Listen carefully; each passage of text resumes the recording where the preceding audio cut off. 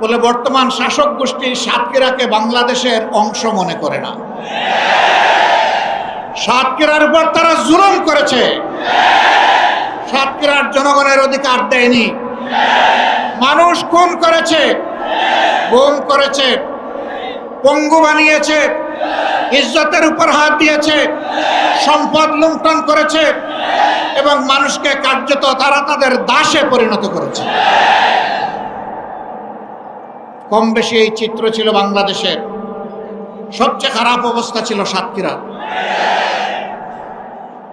আমরা মহান আল্লাহর দরবারে দোয়া করি, শুধু আল্লাহর দ্বীনের পক্ষ নেওয়ার কারণে যদি এই জেলার এই অবস্থা হয়, আল্লাহ তুমি দুনিয়া এবং আখিরাতে এই জেলার মর্যাদা তুমি বাড়ায় দাও। প্রিয় সহকর্মী বৃন্দ, বাংলাদেশ জামাতে ইসলামী আল্লাহ এবং জনগণের কাছে প্রতিশ্রুতিবদ্ধ যে এই জমিনে আমরা ইনসাফ কায়েম করতে চাই, আমরা দুর্নীতিমুক্ত একটি বাংলাদেশ গড়তে চাই, আমরা সুষম উন্নয়ন মানুষকে উপহার দিতে চাই। আমার জেলায় প্রধানমন্ত্রী আছে, তাই সব কিছু এইদিকে জোয়ারের পানিতে চলে আসবে, এই বাংলাদেশ আমরা দেখতে চাই না। আমরা এমন একটি বাংলাদেশ দেখতে চাই, কেউ চাইলেও তার অধিকার পাবে, না চাইলেও তার অধিকার পাবে। আমরা এমন একটি বাংলাদেশ দেখতে চাই যেই দেশে লক্ষ বেকার যুবকের মিছিল হবে না, বরঞ্চ আমাদের যুবকেরা আমাদের সম্পদে পরিণত হবে। তাদের হাতে মূল্যহীন এক টুকরা সার্টিফিকেট ধরিয়ে দেওয়া হবে না, বরঞ্চ শিক্ষা সমাপনীর সাথে সাথে তাদের হাতে কাজ তুলে দেওয়া হবে। এমন শিক্ষা চাই আর এমন শিক্ষিত জাতি চাই। তবে এই শিক্ষা অবশ্যই নৈতিক এবং দুনিয়াবী বা জাগতিক শিক্ষার সমন্বয় হতে হবে। মানুষ যাতে মানুষ হয়, শিক্ষা নিয়ে মানুষ যাতে ডাকাত না হয়, আমরা সেই শিক্ষাটি চাই। আমরা এমন একটি দেশ চাই, যে দেশে আমাদের মা বোনেরা নিঃসংকোচে যেমন ঘরে সুরক্ষিত থাকবেন, কর্মস্থলেও সুরক্ষা পাবেন, রাস্তাঘাটেও সুরক্ষা পাবেন। তাদের দিকে কোনো খারাপ লোক চোখ তুলে তাকানোর কসরত পাবে না।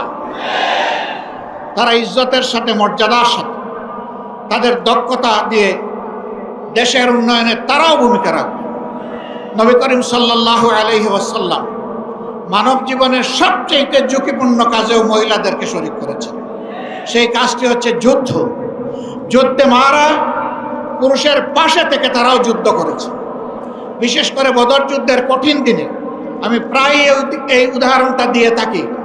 যখন কাফেররা আল্লাহ রসুলের খুব কাছাকাছি চলে এসেছিল তাকে হত্যা করার জন্যে, যখন পুরুষ যোদ্ধারা দিক বিদিক কিছুটা জ্ঞান হারিয়ে ফেলেছিলেন, তখন একজন মা চতুর্দিকে ঘুরে ঘুরে আল্লাহর রসুলকে বেষ্টনে দিয়ে রেখেছিলেন।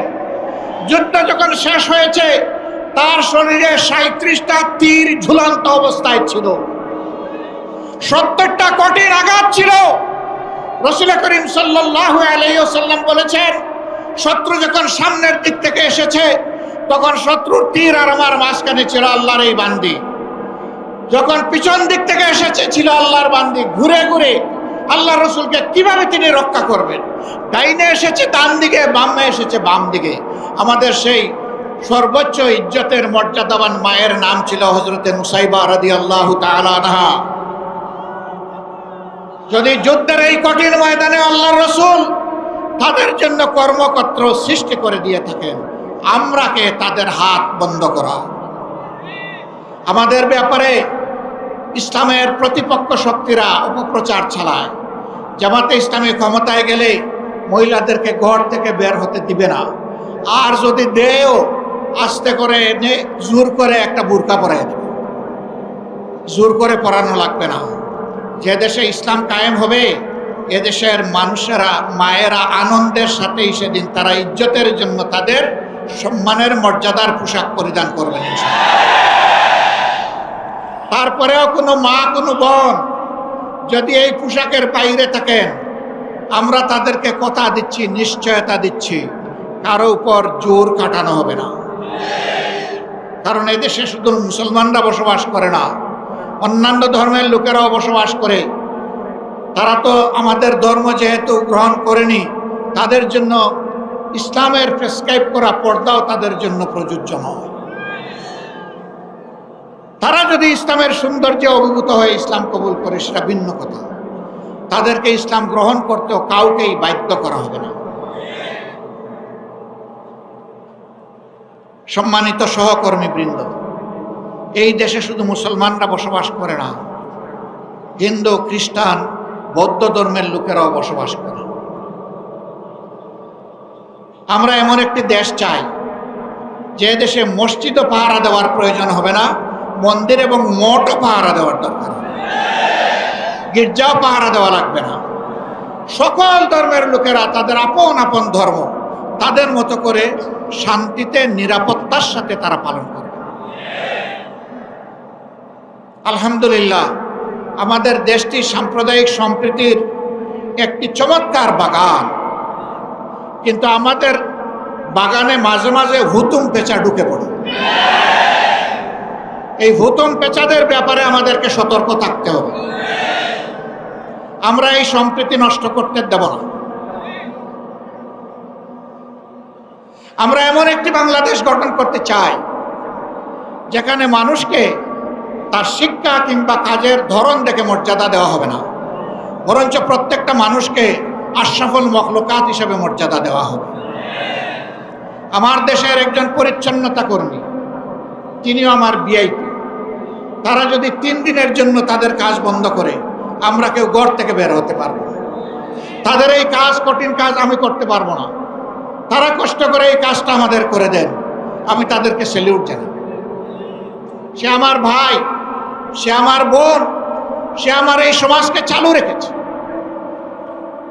যে ভাইটি আমার রিক্সা চালিয়ে জীবন নির্বাহ করে, ও রিক্সা না চালাইলে আমি আমার কর্মস্থলে যেতে পারবো না, আমি তাকে স্যালিউট জানাই। আমি দেখবো না তিনি রিক্সাওয়ালা, আমি এটাও দেখবো না তিনি একজন অতি সাধারণ কম শিক্ষিত মানুষ, আমি তাকে তার কাজের মর্যাদা দেব। এইভাবে সমস্ত মানুষ, মুটে মাঝি কুলি, যে যেখানে আমরা আছি, শ্রমিক, কৃষক, আপামর জনতা, বিভিন্ন পেশাজীবী, যার যার পেশায় তিনি মর্যাদা এবং দায়িত্ববোধের সাথে দায়িত্ব পালন করবেন ইনশাআল্লাহ। সেই সম্প্রীতির বাংলাদেশ যদি আমরা গঠন করতে পারি, তাহলে এই সম্প্রীতির বাংলাদেশকে রোকার সাহিত্য কারোই থাকবে না। এই জন্যে আমরা চাই জাতীয় স্বার্থে দল এবং ধর্মের ঊর্ধ্বে উঠে আমরা থাকবো এক। সেই ইস্পাত কঠিন জাতীয় ঐক্য আমরা চাই, যেখানে উলামায়ে কেরাম মর্যাদা পাবেন, পেশাজীবীরা মর্যাদা পাবেন, সকল শ্রেণী পেশার মানুষ মর্যাদা পাবেন। এই যে 24-এর স্বাধীনতা এসেছে এমনি এমনি আসেনি ভাই। 2006 সালের 28 অক্টোবর স্পষ্ট দিবালোকে লোকে বইটা দিয়ে আদম সন্তানদেরকে হত্যা করার পর যখন তাদের নিথর দেহ পড়ে তড়পাচ্ছিল, তখন তার উপর উঠে বিকৃত রুচির ওই কুরীরা তখন তারা লাফালাফি করেছিল। সেই দিন বাংলাদেশ পথ হারিয়েছিল। সেই পথ হারা বাংলাদেশ দীর্ঘ ত্যাগের পর আবার আল্লাহর অশেষ মেহেরবানিতে 2024 সালের 5 আগস্ট আবার তার পথে ফিরে এসেছে। এর মাঝে অনেক রক্ত দিতে হয়েছে। 57 জন কমিটির দেশপ্রেমিক চৌকস সেনা অফিসারকে খুন করা হয়েছে 2009 সালের 25 এবং 26 ফেব্রুয়ারি ঢাকার পিলখানায় তৎকালীন বিডিআরের সদর দপ্তরে। এরপরে জামাতে ইসলামের নেতৃবৃন্দকে দফায় দফায় খুন করা হয়েছে। 2 জন সাবেক আমিরে জামাত সহ 11 জন কলিজার টুকরা আমাদের মাথার তাজ শীর্ষ নেতৃবৃন্দকে বিচারের নামে জুলুম করে খুন করা হয়েছে।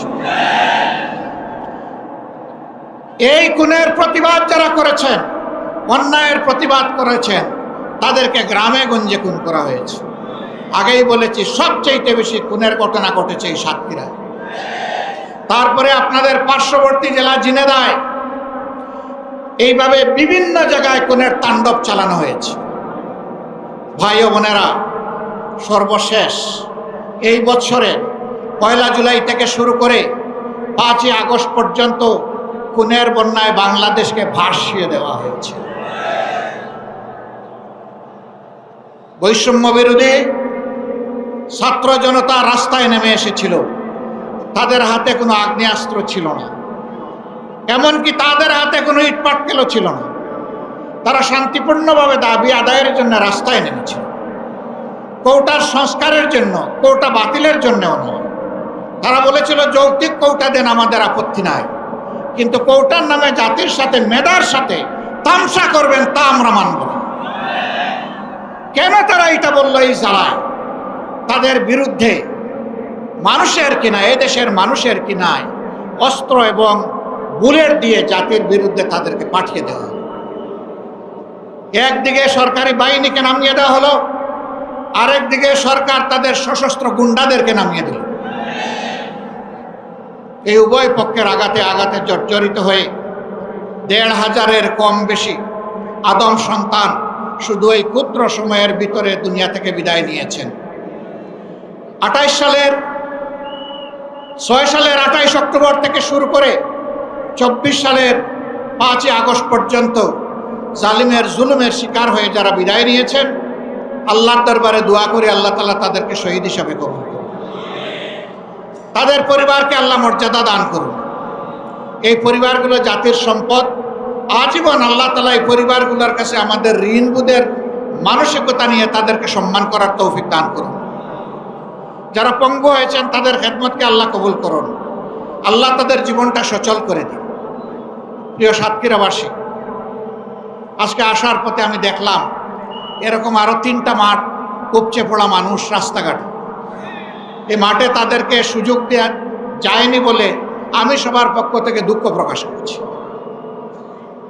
আল্লাহ তাআলার আসমান অসীম, জমিন সসীম।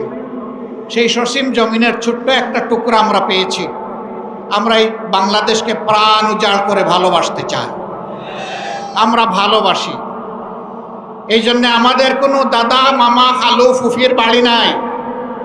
এটি আমাদের আউয়াল ঠিকানা, দুনিয়ায় এটি আমাদের আখের ঠিকানা। আমাদের উপর জুলুম করা হয়েছে, আমরা দেশ ছেড়ে কোথাও পালিয়ে যাই। দেশকে যারা ভালোবাসে তারা দেশ ছেড়ে পালিয়ে যেতে পারে না। দেশের প্রতি যাদের দায়বোধ নাই তারা যে কোনো সময় দেশকে খোদা হাফিজ বলতে পারে। আমরা বলবো না। আমরা আমাদের আল্লাহর কাছে আমরা খুবই বিনীত, কৃতজ্ঞ। তিনি এমন একটি সুন্দর দেশে আমাদেরকে পয়দা করেছেন। আমরা এই দেশ নিয়ে বাঁচতে চাই, এই দেশেই অন্যায়ের বিরুদ্ধে লড়তে চাই এবং এই দেশকেই আমরা দুনিয়ার একটা শ্রেষ্ঠ দেশে পরিণত করতে চাই। এই সংগ্রামের দায়িত্ব আপনাদেরকে নিতে হবে। আপনারা নেওয়ার জন্য প্রস্তুত? এই হালকা প্রস্তুতে হবে না, আওয়াজ দেন আপনারা প্রস্তুত? আলহামদুলিল্লাহ, আল্লাহ কবুল করুন। আজকে সারা বাংলাদেশ থেকে গর্জন উঠেছে সিংহের আওয়াজে। আমরা জীবন দিব, কিন্তু আমার দেশের 1 ইঞ্চি মাটি কোনো হায়নাকে দেব না। আল্লাহ তাআলা আমাদেরকে এই শক্তি দান করুন। 24-এর আমাদের সন্তান, বুকের সন্তান, যুবক যুবতীরা, তারা যে অন্যায়ের বিরুদ্ধে বুক চিতিয়ে লড়াই করেছে, আল্লাহর কাছে চাই, হে আল্লাহ তুমি তাদের অন্তর দেশপ্রেম এবং তোমার ইমানের নূর দিয়ে পরিপূর্ণ করে দাও। আর ও ধরনের জেনারেশন, প্রজন্ম আমাদেরকে বারবার উপহার দাও। বাংলাদেশের মানুষের ফুলের বাগান তুমি ওই সমস্ত মানুষ দিয়ে পরিপূর্ণ করে দাও। আমরা একটা মানবিক বাংলাদেশ গড়তে চাই। এই বাংলাদেশের দায়িত্ব যুব সমাজের হাতে তুলে দিতে চাই। এই যুব সমাজই ভবিষ্যতের বাংলাদেশ। আপনারা সবাই দায়িত্ব তুলে দিতে রাজি আছেন? যারা বয়স্ক তারা কি মন খারাপ করলেন? একবার এক সন্তানকে সম্বর্ধনা দেওয়া হচ্ছে তার কৃতিত্বের জন্য। তো ছেলের ব্যাপারে অনেক কিছু বলা হয়েছে। বাপকে কেউ চিনে না। বাপ এতক্ষণ চিন্তা করলো, কি রে আমারে কেউ একটু স্মরণও করল। যখন তার হাতে ক্রেস্ট তুলে দেওয়া হবে, বাপ দাঁড়িয়ে বলল, আমার একটি কথা আছে। এত সময় আপনারা যাকে সম্বর্ধনা দেওয়ার জন্য অনেক প্রশংসা করেছেন, দেখতে হবে ছেলেটা কার। আলহামদুলিল্লাহ, এক কথায় সব কিছু বুকের ভিতরে এসে গেছে। বুকের ছেলে যেমন বুকে থাকে, বুকের ছেলের কৃতিত্ব তেমন বাবার বুকে চলে আসে। কাজেই আমরা আমাদের সন্তানদের নিয়ে গর্বিত। আলহামদুলিল্লাহ। এমন সন্তান আল্লাহ আমাদেরকে দান করেছেন বলে আমরা আল্লাহ শুকরিয়া আদায় করি। সেই বাংলাদেশে আমরা চাচ্ছি, আমরা ইনশাআল্লাহ আমাদের সন্তানদেরকে সঙ্গে নিয়ে বুকে ধারণ করে আগামীর দায়িত্ব তাদের হাতে তুলে দেব। এই বাংলাদেশ আমরা চাই। এই বাংলাদেশ আপনারাও চান? তাহলে ঘরে ঘরে আওয়াজ ছড়িয়ে দিন। আমাদের কথা খুব সংক্ষিপ্ত, আগেও বলেছি, আল্লাহ যেহেতু এই দেশটা আমাদেরকে দিয়েছেন, আমরা এই দেশটাকে পৃথিবীর একটা শ্রেষ্ঠ দেশ বানাতে চাই ইনশাআল্লাহ। কিন্তু আমাদের আকাশে আজকের মেঘের কথা বলছি না, কালো শকুন এখনো ঘোরাফেরা করতেছে। এই শকুনের দিকে তীর্যক দৃষ্টি রাখতে হবে। কোনো শকুনকে মাটিতে নামতে দেওয়া যাবে না। আপনারা টের পাচ্ছেন মাঝে মধ্যে ফুসফাস? হ্যাঁ, আমরা ধৈর্যের পরিচয় দিয়েছি, ওরা আমাদের ধৈর্যের সুড়সুড়ি দেয়, যেন আমাদের ধৈর্যের বাঁধ ভেঙে তাদের মতো কাণ্ডজ্ঞানহীন আমরা কিছু করে বসি। ওরা বলেছিল আওয়ামী সরকারের পতন হলে মাত্র 2 দিনে 5 লক্ষ মানুষ প্রতিপক্ষের লোকেরা খুন করে ফেলবে। এটা কি বাংলাদেশে হয়েছে? কেন হয় নাই? ওরা কাণ্ডজ্ঞানহীন অপদার্থ ছিল, কিন্তু জাতি অত্যন্ত কাণ্ডজ্ঞান সম্পন্ন। এই জাতি কাণ্ডজ্ঞানহীন নয়। ওরা দেশকে ভালোবাসে না বলে পালায়ে যায়। এই জাতি দেশকে ভালোবাসে বলেই ওগুলা করতে দেয়নি। অতএব আমাদের ধৈর্যের আর পরীক্ষা নিয়ে কোনো লাভ নাই। আল্লাহর পক্ষ থেকে এই জাতি ধৈর্যের পরীক্ষায় উত্তীর্ণ হয়ে গিয়েছে আলহামদুলিল্লাহ। এই ধৈর্য আমাদেরকে অব্যাহত রাখতে হবে। যে যে দিক থেকেই আমাদেরকে উস্কানি দেখ, কারো পাতা ফাঁদে আমরা পা দিব না ইনশাআল্লাহ। ধৈর্যের সাথে সকল পরিস্থিতি আল্লাহর উপর ভরসা করে আমরা মোকাবেলা করব। আজকে আপনাদের সামনে এই শহীদ ঈদগায় দাঁড়িয়ে 2টি কথা বলার সুযোগ যে মহান মাবুদ আমাকে দান করলেন, আমি সেই মহান মাবুদের দরবারে শুকরিয়া আদায় করছি। দেশে বিদেশে স্বৈরাচারের হাত থেকে দেশটাকে মুক্ত করার জন্যে সমান তালে অনেকে লড়াই করেছেন।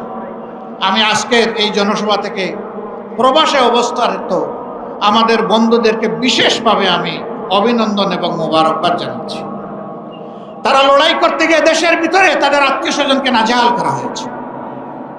সাংবাদিক কনক সরোয়ার নিউ ইয়র্কে বসে বাংলাদেশের মানুষের অধিকারের পক্ষে লড়াই করেছে। তার বোনটাকে ধরে নিয়ে কি রকম তার সাথে নিকৃষ্ট আচরণ করা হয়েছে এই জাতি তার সাক্ষী। প্রিয় ভাইরা, এদের মধ্যে কোনো মনুষ্যত্ববোধ ছিল না। আল্লাহর কোরআনের ভাষায় কালানাম, এরকম যারা আল্লাহ বলছেন এরা যেন পশু। আরেক ধাপ অগ্রসরে আল্লাহ বলছেন বালহুম আদল। পশুর তো আমি বিবেক দেই না, এই জন্য সে ভালো মন্দ বুঝে না। ওদেরকে বিবেক দেওয়ার পরে যারা এই কাজ করেছে এরা পশুর চেয়েও নিকৃষ্ট। আল্লাহর কাছে ওই জাত থেকে কিয়ামত পর্যন্ত আশ্রয় চাই। ওই জাত যেন আর ফিরে আসতে না পারে। আপনারা সবাই সজাগ থাকবেন তো না ঘুমায় পড়বেন? আল্লাহ তাআলা এই জাতিকে সজাগ থেকে সকল ষড়যন্ত্র মোকাবেলা করার তৌফিক দান করুন। প্রিয় বাংলাদেশকে আল্লাহ তাআলা কবুল করুন। এ দেশের উপর আল্লাহ তার রহমত নাজিল করুন, বারাকা নাজিল করুন, শান্তির ফয়সালা দান করুন। এক টুকরা কোরআনের বাংলাদেশ আল্লাহ আমাদেরকে দান করুন। আপনাদের সকলকে আজকে এখানে আসার জন্য গভীর কৃতজ্ঞতা জানিয়ে, আল্লাহর জন্য ভালোবাসা জানিয়ে, হে আল্লাহ তুমি সাক্ষী থাকো, আমরা শুধুই তোমার জন্য আমরা এক অন্যকে ভালোবাসি। হে আল্লাহ, আমাদের এই ভালোবাসাকে তোমার জান্নাতে নিয়ে যাই আল্লাহ। আমরা যেন জান্নাতেও এইরকম মহামিলনে মিলিত হতে পারি রব্বুল আলামিন। আল্লাহ তুমি আমাদের দেশটাকে একটা শান্তির দেশে পরিণত করে দাও। সবাইকে ধন্যবাদ। সাংবাদিক বন্ধুরা কষ্ট করে এসেছেন, আমাদের কথাগুলো আপনারা মেহেরবানি করে জাতি এবং আন্তর্জাতিক মহলে পৌঁছে দেবেন। আপনাদের কষ্টের জন্য আল্লাহ তাআলা আপনাদেরকে উত্তম জাযা দান করুন। আসসালামু আলাইকুম ওয়া রাহমাতুল্লাহ। বাংলাদেশ জিন্দাবাদ, বাংলাদেশ জামাতে ইসলামী জিন্দাবাদ।